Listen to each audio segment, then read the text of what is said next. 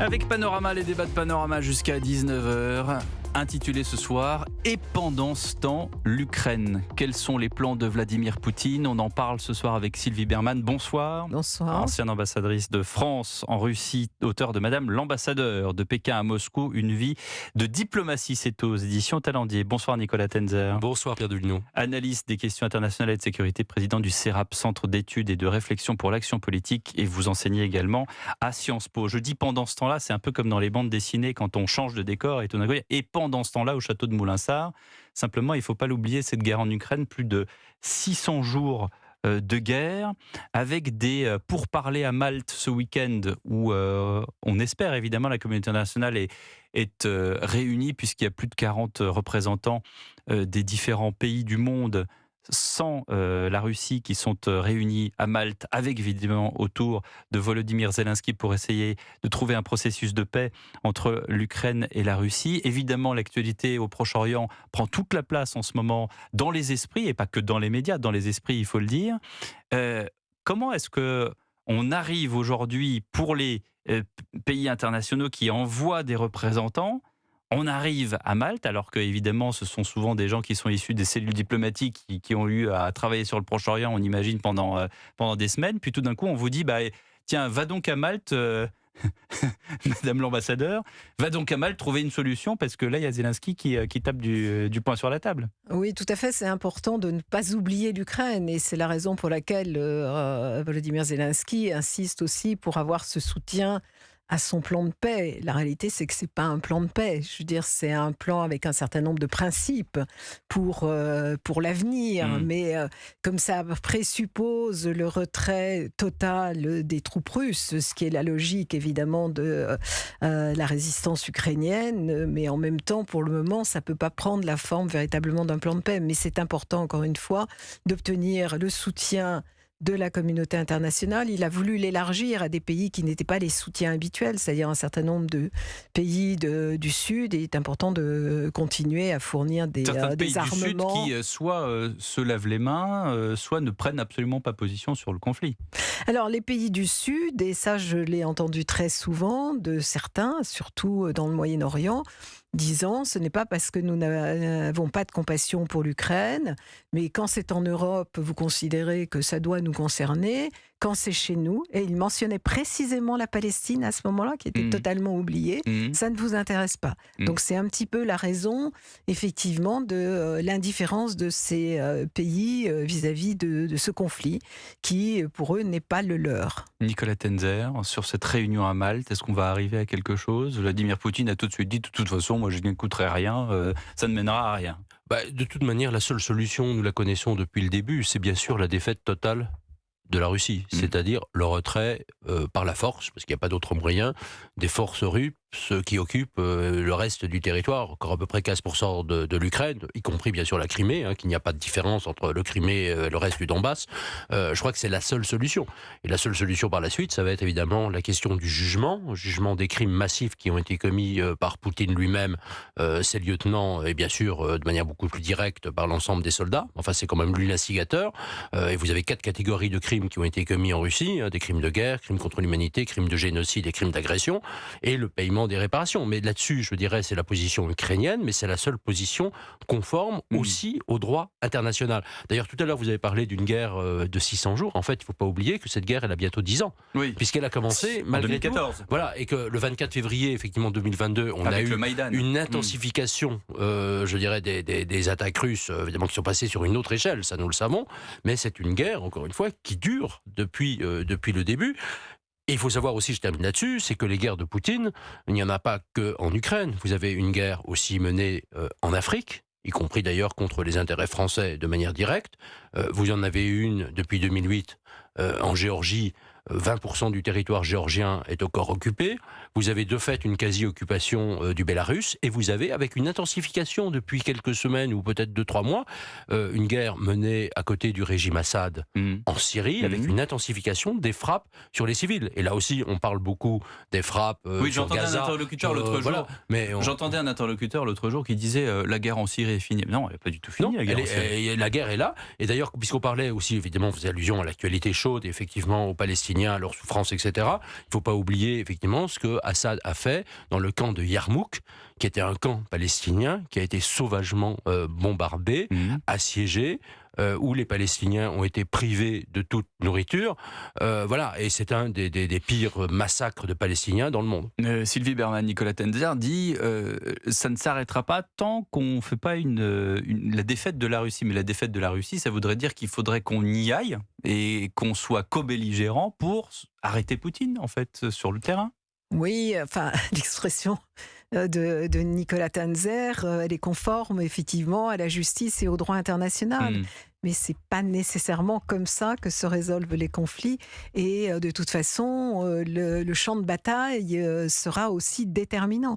Et on ne sait pas quel sera le résultat. De toute façon, on n'ira pas, ça c'est clair. On n'ira pas, c'est clair. Oui. Personne n'ira. Personne n'ira. On ne va pas lancer la Troisième Guerre mondiale. Je veux dire, si l'OTAN s'engage ou un pays de l'OTAN, c'est intéressant parce que la Troisième Guerre mondiale. Oui, mais alors par exemple, si Joe Biden envoie... alors, on a dit... Pardon, je corrige des choses que j'ai entendues. J'entends souvent Joe Biden a envoyé 2 porte-avions. Avec le concours de l'amiral Rogel qui le précisait tout à l'heure, mais il y a quelques semaines sur Europe 1 dans cette émission. 2 porte-avions, ça veut dire 2 escadres, ça veut dire qu'il y a des sous-marins nucléaires et ça veut dire qu'il y a toute une armée de frégates qui sont également autour des porte-avions en appui et qu'il y a évidemment des avions, 18 avions par porte-avions qui sont prêts à décoller. Donc c'est totalement immense. Est-ce que ce dispositif-là est possible, envisageable en mer Baltique ou en mer de Barents? Non, pas du tout. Pourquoi? D'abord parce que la Russie est un pays nucléaire et que les Américains ne vont pas se battre contre la Russie. Et mais l'Iran est un pays nucléaire aussi. Et... c'est petit peu... oui, mais ils ont déjà frappé des installations iraniennes. L'Iran n'est pas considéré comme un pays doté puisque c'est un programme clandestin et les Américains le frappent. Mais compte tenu du nombre de missiles détenus par la Russie, le risque est trop gros. Le risque est trop gros, bien évidemment, et les Américains ne souhaitent pas. Alors, ils souhaitent effectivement que l'Ukraine recouvre sa souveraineté, mais ils ne souhaitent pas une défaite totale de la Russie, l'explosion de la Russie. Donc, leur aide est très calibrée en réalité. Nicolas Tenzer. Alors, moi, je suis à la fois tout à fait d'accord sur le constat que fait Sylvie Bermann sur la position américaine. J'ai entendu Jake Sullivan à Vilnius le 12 juillet dire effectivement nous ne voulons pas d'une confrontation entre l'OTAN et la Russie vraiment directement en ces termes. Jake Sullivan qui est à la Maison Blanche, qui est le conseiller national de sécurité du président Biden, exactement. Donc voilà. Maintenant, moi je pense qu'il y a 2 choses. D'abord, je n'aime pas trop le terme co-belligérance qui en droit n'est absolument pas précis. La co-belligérance, c'est quand un État se joint à un autre État pour attaquer un État tiers. Voilà. Par exemple, admettons, si on avait les troupes du Bélarus qui se joignaient aux troupes russes pour attaquer l'Ukraine, là, on aurait un cas massif, clair, de co-belligérance. En revanche, pour tout ce qui est défense, nous sommes dans le cadre de l'article 51 de la Charte des Nations Unies. Cet article 51 prévoit qu'un pays a le droit de s'autodéfendre et qu'un certain nombre d'alliés appelés par cet État peuvent également, de manière parfaitement légale, se joindre à la défense de cet État, y compris en frappant. Alors, il n'y a pas de... Co-belligérance, c'est une appellation. C'est pas du tout une notion juridique. Et alors après, on peut considérer qu'il y a un risque, on peut dire la Russie va considérer tel ou tel État comme belligérant, ça peut-être, mais ça c'est effectivement une perception. Si ce n'est déjà fait, si tout le monde n'est pas, si le monde occidental n'est pas coupable de Poutine, de toute manière, les lignes rouges, je veux dire, elles se sont étendues. À un certain moment, on a dit oui, mais si les Ukrainiens frappent la Crimée, ils l'ont fait quand même plusieurs fois, c'est une ligne rouge terrible, etc. Moi, je pense effectivement que, je dirais d'abord, nous aurions pu et nous aurions dû, moi c'était ma position depuis le 24 février 2022, nous aurions dû nous allier. Nous joindre, je dirais, alors avec un certain nombre de précautions bien sûr, nous joindre à la défense de l'Ukraine. Nous étions en droit de le faire. Nous pouvons parfaitement frapper les cibles militaires russes. L'article 51 le dit explicitement. En Russie, pas les cibles civiles. Il faut faire évidemment très attention à tout cela. Ce que font les Ukrainiens d'ailleurs au demeurant. Voilà, et ils le font, parce qu'eux, ils attaquent des infrastructures militaires. Ça, nous pouvons parfaitement le faire. Pour terminer très rapidement, je pense qu'aujourd'hui, les Américains, d'après ce que me disent mes interlocuteurs là-bas, ont compris que le risque nucléaire, bien sûr, qu'il faut prendre avec sérieux, n'est pas aussi important que certains l'ont cru depuis le début. Et je pense qu'il y a toute une foulée. Moi, j'ai beaucoup étudié le discours russe. Il y a tout un discours sur le risque de Troisième Guerre mondiale, qui est quelque chose qu'ils essayent de nous faire croire et qui pénètre les esprits. C'est le caractère extrêmement fort et subtil de la propagande russe, puisqu'elle fait croire à des gens qui ne sont pas du tout pro-russes, ou pro-Kremlin, je devrais dire, un certain nombre de leurs affabulations. Tout cela pour nous auto-dissuader. Mais qu'est-ce qui vous fait croire que ça n'est pas possible ? Qu'est-ce que vos indicateurs, ou en tout cas les personnes avec lesquelles vous discutez, disent c'est peut-être plus de la littérature. Enfin, on n'est quand même pas dans la Karenine. Premièrement, sur la littérature, il y a une littérature. Je dirais toute une littérature apocalyptique russe qui est d'ailleurs très intéressante à observer, qui est un peu effrayante. Mais bon, ça c'est tout à fait évident. Deuxièmement, il faut savoir que ça voudrait dire non pas seulement la destruction de la Russie, mais ça je pense que Poutine et les gens autour de lui n'en ont rien à faire, mais aussi la destruction personnelle d'un certain nombre de personnes. Troisièmement, vous avez une chaîne de commandement où 3 personnes sont impliquées dans la décision. Bien sûr, Poutine, vous avez également Shoigu, le ministre de la Défense, et vous avez le chef d'état-major Gerasimov, qui sont les 3 personnes. Est-ce que cette chaîne de commandement tiendrait ? Et derrière, vous avez un certain nombre d'autres personnes derrière qui seraient nécessairement impliquées dans l'activation des armes nucléaires. Donc, il y a beaucoup de conditions. Voilà. Alors, encore une fois, personne n'est dans une certitude absolue. En tout cas, dans la littérature qu'on a, nous, à l'Occident, c'est que toutes ces personnes, c'est bonnet blanc, blanc bonnet, et tout le monde obéit au chef, en l'occurrence Poutine. Faut voir. Alors pour le moment, effectivement, tout le monde obéit au chef. Maintenant, ceux qui n'ont pas obéi, ils ont mal fini. Tout à fait. Mais oui, ils sont totalement dépendants et on s'est fait des illusions quand on a pensé que les oligarques pourraient aller le voir en lui disant bon, ça nous pose problème, il faut changer de politique. Les oligarques, ils sont au service de Vladimir Poutine. Comme vous le dites, beaucoup ont été éliminés. Il n'y a qu'à voir le spectacle qu'on nous offre de temps en temps quand on a ces images de la grande salle au Kremlin où Vladimir Poutine arrive sur un tapis rouge, tout le monde l'attend debout, on l'applaudit.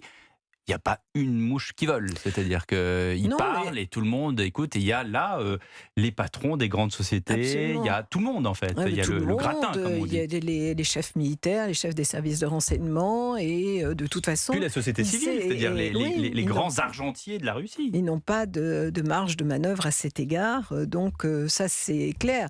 Maintenant, le recours au nucléaire, c'est quand même un geste non seulement fort, mais bon, un peu... Enfin, qui serait irresponsable. Donc, c'est vrai qu'aujourd'hui, Vladimir Poutine l'utilise beaucoup. On a cette forme de bluff et de rappel permanent. Mais pour le moment, il connaît, comme on dit, la grammaire du nucléaire, puisque c'est un État doté avec les autres membres permanents du Conseil de sécurité. Mais voilà, il y a toujours des doutes, et c'est aussi le principe de la dissuasion, si effectivement il risque de perdre le pouvoir. Donc il y a toujours des doutes à cet égard, mais je pense que de manière générale, on ne fait pas la guerre aujourd'hui à un État doté, et les Américains ne le souhaitent pas, et encore une fois, ils ne souhaitent pas l'effondrement de la Russie. Ce qui est différent de l'effondrement du Hamas, de l'Ukraine. Oui, bien sûr. Ça. Oui, évidemment. Ça, c'est même pas la peine de le commenter, je pense. Oui, mais c'est-à-dire que encore une fois, l'effondrement de la Russie, d'abord, qu'est-ce que ça veut dire concrètement ? Pour l'instant, ça veut dire surtout la disparition du régime. Personne n'envisage d'envoyer des troupes jusqu'à Moscou. Je veux dire, il n'y a pas une seule personne sérieuse qui pourrait proposer cela. En revanche, une défaite radicale de la Russie en Ukraine. Ça, oui, et ça, je pense que les Ukrainiens, mais il manque encore d'armement. Je pense qu'on n'est pas allé jusqu'au bout, surtout les Américains d'ailleurs, qui fournissent pourtant le plus, jusqu'à la livraison complète des systèmes d'armement. Je pense que les Ukrainiens sont parfaitement capables d'atteindre cet objectif. Mais on le voit, pour l'instant, il y a des ATCMS, donc des missiles à longue portée, qui ont été livrés par les Américains, qui ont fait du très bon travail, mais il n'y en a pas encore assez. Les Allemands, pour l'instant, notamment le chancelier Scholz, est arc-bouté sur son refus de livrer des Taurus, aussi une autre catégorie de missiles à longue portée. En revanche, vous voyez, les Français, je salue d'ailleurs cette décision, ont fourni des Scalp, les Britanniques ont fourni des Storm Shadow, et tout ça c'est très bien, il manque encore les avions. Mais je pense que les Ukrainiens sont parfaitement capables. Il y a quand même une réalité derrière, c'est-à-dire qu'il ne faut pas non plus que ce soit une sorte de jeu qui apparaisse comme une sorte de jeu vidéo.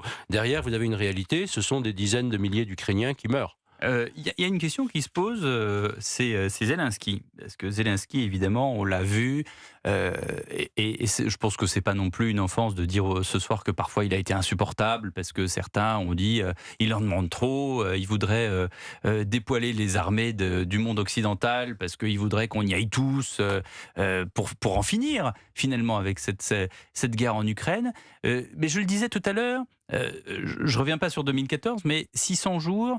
Est-ce qu'en 600 jours, il est toujours aussi audible, Zelensky, Sylvie Berman? Je pense qu'il y a une forme de lassitude qui existe d'ailleurs aussi en Ukraine. Zaloujny est plus populaire aujourd'hui que Alors pour ceux qui Zelensky découvrent, qui est lui-même. Zaloujny? C'est le chef d'état-major des armées ukrainiennes qui est devenu un véritable héros en Ukraine. Pour le reste, il y a un soutien qui demeure des Occidentaux à Volodymyr Zelensky. Mais effectivement, il n'est plus, d'une certaine manière, la star, entre guillemets, comme il l'a été pendant des années, pendant des mois, pendant ces 600 jours, où il était invité. Au début, oui. Il a fait la tournée des capitales européennes. Voilà. Aujourd'hui, et puis, il y a cette priorité au Moyen-Orient, d'autant plus que cette guerre a des conséquences directes dans nos sociétés, dans les sociétés européennes aussi. Et donc, il y a une forme, alors je ne sais pas si c'est de désintérêt, je pense que pour les États, pour le président de la République, ça reste une priorité et il le dit. Pour les opinions publiques, c'est moins clair. Et en tout cas, aux États-Unis, il y a débat, puisque effectivement les républicains s'interrogent sur la nécessité de poursuivre cette aide. Oui. Donc, surtout qu'ils ont donné déjà combien au total, plus de 100 milliards de dollars, je crois. Oui, je ne sais plus le chiffre en tête. On n'est pas très loin. Je crois pas des cas 90. Une partie des républicains, parce que là aussi les républicains, d'une certaine manière les démocrates aussi, mais c'est moins visible, sont aussi divisés. C'est-à-dire que vous avez toujours un certain nombre y compris d'ailleurs de candidats ou d'ex-candidats à la présidentielle du côté républicain, que ce soit Nikki Haley, ou que ce soit, mais il s'est retiré, l'ancien vice-président de Trump, Mike Pence, que ce soit Chris Christie, qui sont tout à fait favorables à un soutien, ou même celui qu'on surnommait Moscow Mitch, assez curieusement, Mitch McConnell, mais qui curieusement aujourd'hui apparaît comme un des soutiens, je dirais, les plus forts à l'Ukraine. Et les sondages montrent que dans l'opinion publique américaine, vous avez encore un fort soutien, aussi d'ailleurs dans la plupart des opinions publiques européennes. Et encore une fois, quand on va en Ukraine, alors sur la question effectivement du président Zelensky, vous avez... Est-ce que Zelensky n'a pas l'impression qu'on lui a volé la vedette? Est-ce qu'on lui a pas volé sa guerre là depuis 21 jours avec le Proche-Orient? C'est terrible à dire, hein.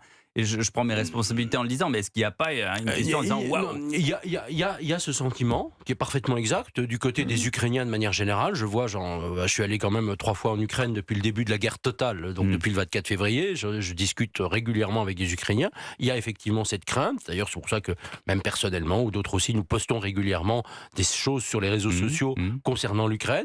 Ça, c'est tout à fait exact. En même temps, ils ont été un peu rassurés par le discours du président Biden du 19 octobre, par exemple, par la position, Sylvie Berman l'a rappelé aussi, du président Macron, qui disent il n'y a pas question de diminuer le soutien. Et puis ils s'aperçoivent aussi que derrière, le danger du régime de Poutine reste. Parce que, encore une fois, nous sommes confrontés à cela directement, je dirais, en Afrique. Vous voyez aujourd'hui, vous avez une manifestation dans les rues de Moscou pour la Palestine, ce qui n'est pas illégitime, mais avec derrière des slogans antisémites.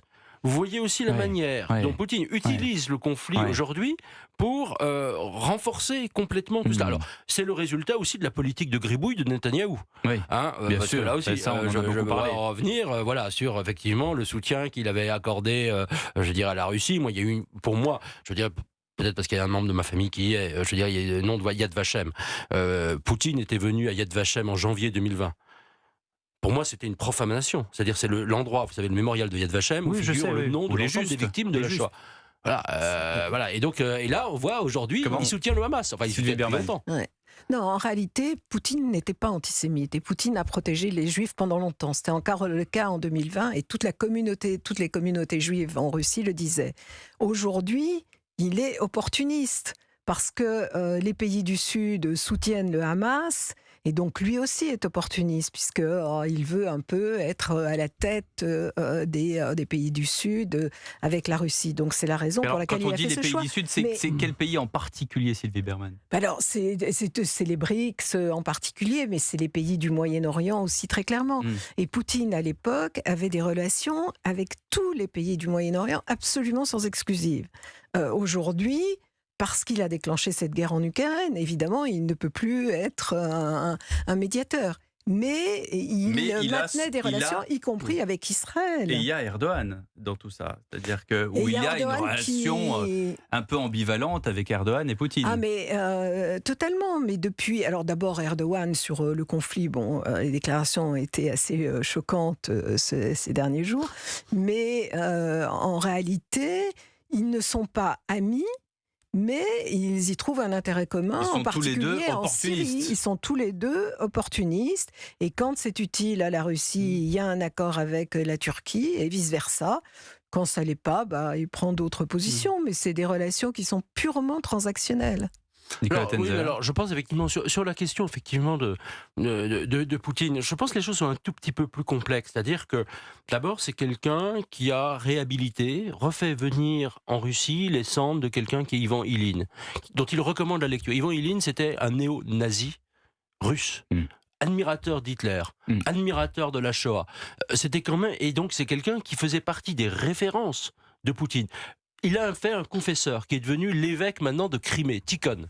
Et Tikhon, c'était quelqu'un qui avait répandu une théorie de conspirationnisme pur, absolument abominable, selon lesquelles, en fait, c'était les Juifs qui avaient assassiné le Christ. Enfin, il avait repris un certain nombre de choses complètement invraisemblables, enfin des trucs. Et donc, ce n'est pas un hasard si au début, bien avant le conflit au Moyen-Orient, vous avez eu l'ancien grand rabbin de Moscou qui est parti en exil, qui a dit attention, l'antisémitisme est de retour.